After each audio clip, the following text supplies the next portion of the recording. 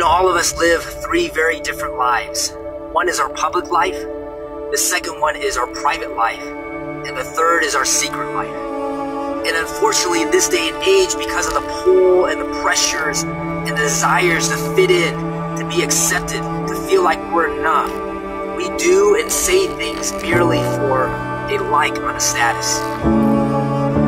And when we have a lack of congruence, when we're misaligned in who we truly are in public, in a private, and in our secret selves, it eats away at our soul. It erodes our ability to have impact, to have power, to have influence. Our passion, our character, our integrity are all taken away because who could feel good about themselves when they say, believe, and do and act a certain way just to please other people? And when they put their best foot forward in public, when they truly know that behind what they don't show is who they truly are. And so the danger that we face as a society and as a community is that we're on a slippery slope. We're encouraging each other down a dangerous path. We're building upon a foundation that is not true. We're building upon a foundation that is flawed, that is cracked, that is not solid, because it's not on a true foundation. It's based upon a facade. It's based upon one mask underneath another mask, underneath another mask. And the craziness is we're encouraging each other to do this. We live in a society where people pretend to be happy when deep down we know that they're truly lonely. We live in a society where people appear to have fame and wealth.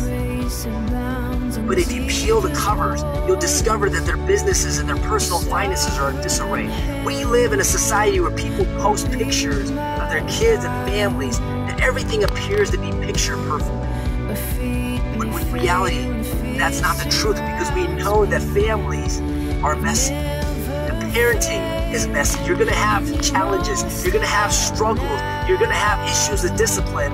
And because we're leading each other down this path of all the good things that they're seeing in public, we're not truly blessing them. We're not truly sharing with them the truth. We live in a society where people on the surface look to be spiritual.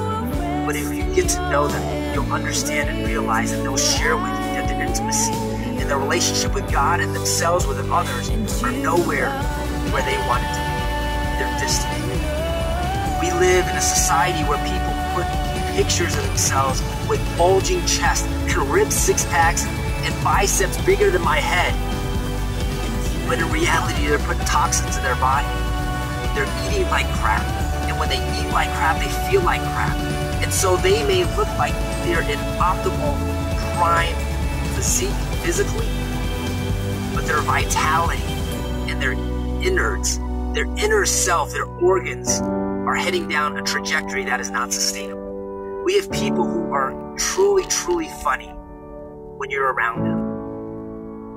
But when their doors close, they hide behind the tears of a clown. We have people who pretend to have great date nights and that are in a great passionate relationship, but in reality, when they sit down with their significant others during a meal, they don't know what to say because they've lost that friendship.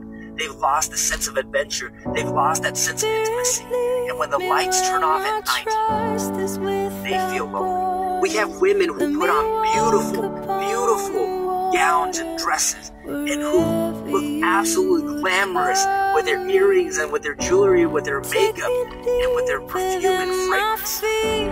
But in reality, when all that is taken away, we realize that they are dealing with the insecurities, that they're not enough, that they're not loved, that they're not beautiful.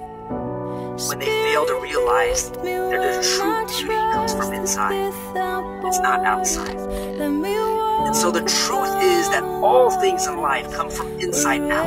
And if we were to realize that things flow from the inside out, how might that change our lives? If we were only to realize the truth that private victories always precede public success, how might that transform ourselves, our marriages, our businesses, our communities, our churches, our politicians, our countries, our economies? See, as a society, we have it backwards. We want things first. We want the notoriety. We want the fame, the success, the recognition first, the acknowledgement, before we're willing to put in the work. We want to hit the game-winning shot before we're willing to shoot 500 free throws at practice. And so my encouragement to myself and all of us is that we start from within. We start from inside, not what other people can see, but who we truly are when all the doors are closed. We identify the gaps, the lack of congruence in what people think we are and how we truly are when we take some action. Imagine a fruit tree that has big, giant fruit with little itty-bitty branches, with thin trunk and little roots. What type of fruit tree would that be? That would not be a sustainable fruit tree. The reality is that if we want fruit, we got to be willing to put in the work. If we want a strong, solid tree, we've got to be willing to put in the time and the effort and put in the persistence to develop the root system. The deeper the roots, the bigger their tree. And so my encouragement to all of us is that I know that we have a desire to put things on Facebook and YouTube and Twitter and Instagram to put our best foot forward, including myself. I'm no different. But my hope and my encouragement is that I hope that we would put more effort in working ourselves in private. That we would live lives of congruence, that we would be more like a laser as opposed to a light that is just a beam, that we could channel all our energies of who we are in private and in public and in secret towards a direction. And when we have that, we have power, we have congruency. Identify areas in your life, in your health, in the way that you spend time, your finances, in your career, in your mission, in your spiritual life. Identify areas where there may be a gap. And my encouragement to you today is that you take one action step towards it. You'll find people around you, brothers and sisters around you, family members, peer group, who will hold you accountable towards it. And may we live lives where our fruits are truly reflective of what our roots are able to sustain and provide. So my encouragement is that we no longer put on masks, that we stop playing games, that we get real and get serious, because until we do, we will go day by day, week by week, month by month, year after year, sharing the same things, and all we're doing is putting up a facade. Let's be real. Let's be honest. Let's showcase who we truly are. And one day when we do, our fruits will truly reveal and the people will discover the greatness within us, because we're no longer playing games. We're no longer trying to do things to be accepted. We're doing things because that's who we truly are. We embody our beliefs. We embody our thoughts because we are and we have become who we desire to be and who God intended us to be. And with that, my encouragement again, take one action item. Have people to hold you accountable. Live lives where you're congruent in public and in private and in secret. And I'm saying that not just to you, but to myself.